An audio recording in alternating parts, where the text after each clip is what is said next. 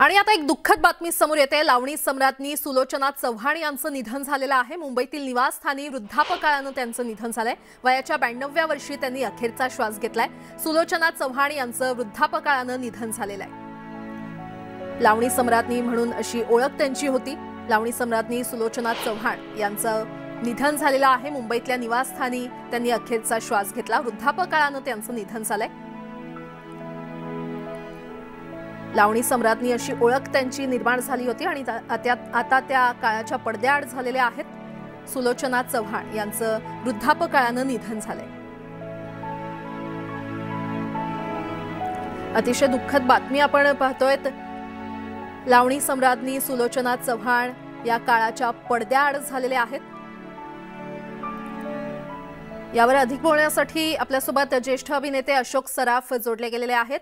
अशोकजी, सुलोचना चव्हाण यांचं निधन झालंय, आपल्या भावना? हे आपल्या इंडस्ट्रीच्या दृष्टीने किंवा संगीत सृष्टीच्या दृष्टीने सुद्धा ही अत्यंत वाईट गोष्ट आहे असं मला वाटतं। एक तडफदार आवाज, एक तडफदार बाज हा नाहीसा झालेला आहे अचानक। त्यामुळे हे नुकसान म्हणजे कधीही न भरून येणार आहे। आणि असा आवाज मिळणं, अशी गाण्याची पद्धत मिळणं, स्टाईल मिळणं हे फार कठीण आहे। कारण एवढा तडफदार आवाज सगळ्यांनाच मिळतो असं नाही। पण बाईने स्वतःचं एक साम्राज्य तयार केलं होतं लावणीमध्ये। हे म्हणजे कधीही न विसरता येणारं नुकसान आहे मराठी माणसाच्या दृष्टीने आणि आपल्या मराठी संगीत श्रोत्यांच्या दृष्टीने असं मला वाटतं। आणि बाईंच्या या अचानक निघून जाण्यामुळे दुःख तर आहे, त्यामध्ये काही वादच नाही, पण थोडीशी म्हणजे खंत पण वाटते की आता परत असा आवाज ऐकायला मिळणार नाही। खरंय अशोकजी, खरं तर सुलोचना ताईंनी एक मोठं नाव निर्माण केलं होतं। एखादी अशी आठवण जी तुमच्या लक्षात राहिलेली आहे? नाही, काय झालं की त्यांचं हे क्षेत्र वेगळं पडलं, माझं क्षेत्र वेगळं। पण मी या सिनेमात यायच्या अगोदर त्यांचं विषय त्यांनी गाजवलं होतं, नंतर ते गाजवत होते, पण तसा आमचा कधी संबंध नाही आला एकत्र। आम्हाला म्हणजे त्यांची भेट पण नाही झाली मध्ये कधी, म्हणजे त्यांची ओळख पण नव्हती। त्यामुळे मी त्यांच्याबद्दल तुम्हाला काही आठवणी सांगू शकणार नाही। पण त्यांचा आवाज, त्यांची गाण्याची स्टाईल आणि त्यांच्या लावण्या हीच माझ्या दृष्टीने एक मोठी आठवण आहे असं मला वाटतं। निश्चितच खरंय। अशोकजी, धन्यवाद न्यूज 18 लोकमतशी संवाद साधण्यासाठी।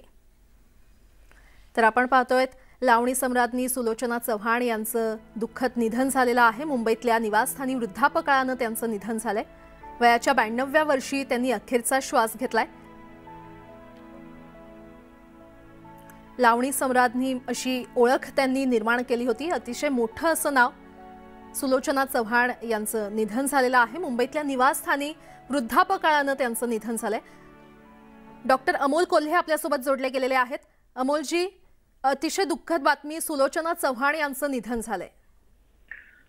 हो, नक्कीच मराठी चित्रपट सृष्टी असेल, एकूणच चित्रपट सृष्टीतली वात्सल्य मूर्ती हरपली असंच आपल्याला म्हणावं लागेल। कारण सुलोचना दीदींकडे पाहिल्यानंतर प्रत्येक वेळी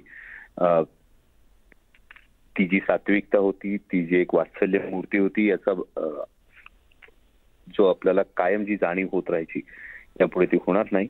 जे त्यांचे कायम आशीर्वाद मिळायचे, चांगलं काम कुठलं केलं तर त्यावर आवर्जून फोन करून त्या संदर्भात आशीर्वाद द्यायचा, शाबासकी द्यायचा, या सगळ्या गोष्टीला आपण मुकणार आहोत। एक अमिट असा ठसा हा सुलोचना दीदींनी एकूणच चित्रपटसृष्टी उमटवला, हे मान्य करावं लागेल। खरे अमोलजी, धन्यवाद न्यूज 18 लोकमतशी संवाद साधण्यासाठी। तर आपण पाहतोय 60 वर्षांहून अधिक काळ आपल्या गायनानं रसिकांच्या मनावर अधिराज्य करणाऱ्या महाराष्ट्राच्या लावणी सम्राज्ञी ज्येष्ठ पार्श्वगायिका सुलोचना चव्हाण यांची प्रकृती गेल्या काही दिवसांपासून खालावली होती आणि वृद्धापकाळानं आता त्यांचं दुःखद निधन झालेलं आहे। 16वं वरीस धोक्याचं हे त्यांचं अतिशय गाजलेलं असं गाणं। लावणी सम्राज्ञी म्हणून त्यांनी एक मोठी ओळख निर्माण केली होती।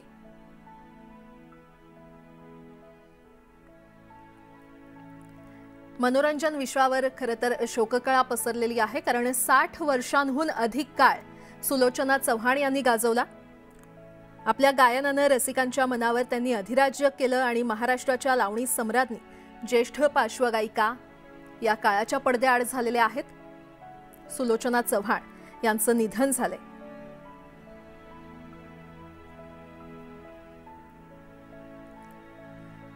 सुलोचना चव्हाण यांचा जन्म मुंबईतच झाला होता आणि त्यांचं पूर्वाश्रमीचं नाव सुलोचना महादेव कदम असं होतं आणि वयाच्या 11व्या वर्षापासूनच सुलोचना चव्हाण यांनी पार्श्वगायनाला सुरुवात केली होती। संगीताचे कोणतेही शिक्षण त्यांच्याकडे नव्हतं, मात्र आवड म्हणून त्यांनी संगीत क्षेत्रामध्ये पदार्पण केलं। कोणत्याही गुरुच्या तालमीमध्ये तयार नसलेल्या त्यांच्याकडे देण्यात आलेल्या गाण्याचा परिपूर्ण अभ्यास करून त्या गाण्याचा ताल, शब्द सर्व समजून घ्यायच्या आणि प्रत्येक तालमीच्या वेळी ते गाणं संगीतकाराकडून त्या समजून घेण्याचा प्रयत्न करायच्या। 60 वर्षांपेक्षा अधिक काळ त्यांनी मनोरंजन विश्वामध्ये गाजवलेला आहे। मात्र आता त्यांचं दुःखद निधन झालंय। वृद्धापकाळानं त्यांचं निधन झालेलं आहे। सुलोचना चव्हाण यांनी 1962 मध्ये रंगल्या रात्री या चित्रपटासाठी पहिली लावणी गायली होती। तर 16वं वरीस धोक्याचं ही लावणी, हे गाणं अतिशय लोकप्रिय ठरलं होतं। खेळताना रंगबाई होळीचा, पदरावरती जरतारीचा मोर नाचरा हवा, 16वं वरीस धोक्याचं, फड सांभाळ तुरायला ग आला, अशा एकापेक्षा एक ठसकेबाज लावण्या त्यांनी आतापर्यंत गायलेल्या आहेत। तर सुलोचना चव्हाण यांनी स्वतःला समाजकार्यामध्ये देखील झोकून दिलं होतं आणि कार्यक्रमातून मिळणाऱ्या मानधनातील मोठा हिस्सा त्या धार्मिक संस्थांसाठी किंवा एखाद्यासाठी मदत निधी उभा करण्यासाठी वापरायच्या।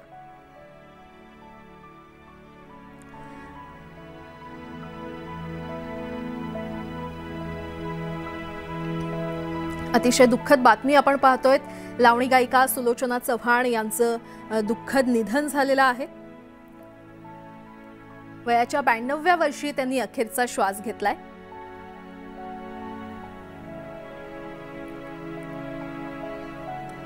मला म्हणतात हो लवंगी मिरची या लावणीनंतर सुलोचना यांचं सर्व आयुष्यच दीदींचं खरं तर बदलून गेलं आणि या लावणीनंतर त्यांनी अनेक लावण्यांसाठी पार्श्वगायन केलं। खेळताना रंगबाई होळीचा, पदरावरती जरतारीचा मोर नाचरा हवा, 16वं वरीस धोक्याचं, फड सांभाळ तुरायला ग आला, राग नका धरू सजना,